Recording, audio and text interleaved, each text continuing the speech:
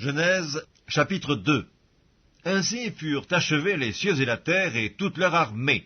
Dieu acheva au 7e jour son œuvre qu'il avait faite, et il se reposa au 7e jour de toute son œuvre qu'il avait faite. Dieu bénit le 7e jour, et il le sanctifia, parce qu'en ce jour il se reposa de toute son œuvre qu'il avait créée, en la faisant. Voici les origines des cieux et de la terre quand ils furent créés. Lorsque l'Éternel Dieu fit une terre et des cieux, aucun arbuste des champs n'était encore sur la terre, et aucune herbe des champs ne germait encore, car l'Éternel Dieu n'avait pas fait pleuvoir sur la terre, et il n'y avait point d'homme pour cultiver le sol. Mais une vapeur s'éleva de la terre, et arrosa toute la surface du sol. L'Éternel Dieu forma l'homme de la poussière de la terre, il souffla dans ses narines un souffle de vie, et l'homme devint un être vivant. Puis l'Éternel Dieu planta un jardin en Éden, du côté de l'Orient, et il y mit l'homme qu'il avait formé. L'Éternel Dieu fit pousser du sol des arbres de toute espèce, agréables à voir et bons à manger, et l'arbre de la vie au milieu du jardin, et l'arbre de la connaissance du bien et du mal. Un fleuve sortait d'Éden pour arroser le jardin, et de là il se divisait en 4 bras. Le nom du premier est Pichon.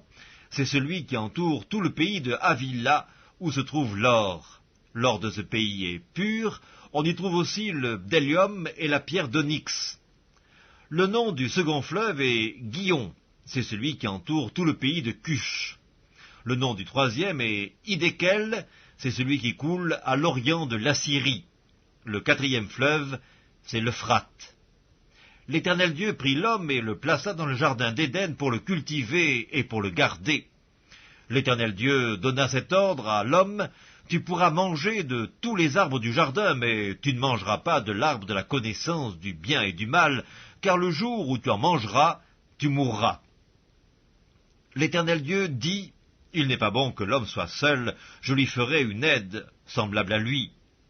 L'Éternel Dieu forma de la terre tous les animaux des champs et tous les oiseaux du ciel, et il les fit venir vers l'homme pour voir comment il les appellerait, et afin que tout être vivant portât le nom que lui donnerait l'homme. Et l'homme donna des noms à tout le bétail, aux oiseaux du ciel et à tous les animaux des champs. Mais pour l'homme, il ne trouva point d'aide semblable à lui. Alors l'Éternel Dieu fit tomber un profond sommeil sur l'homme qui s'endormit. Il prit une de ses côtes et referma la chair à sa place.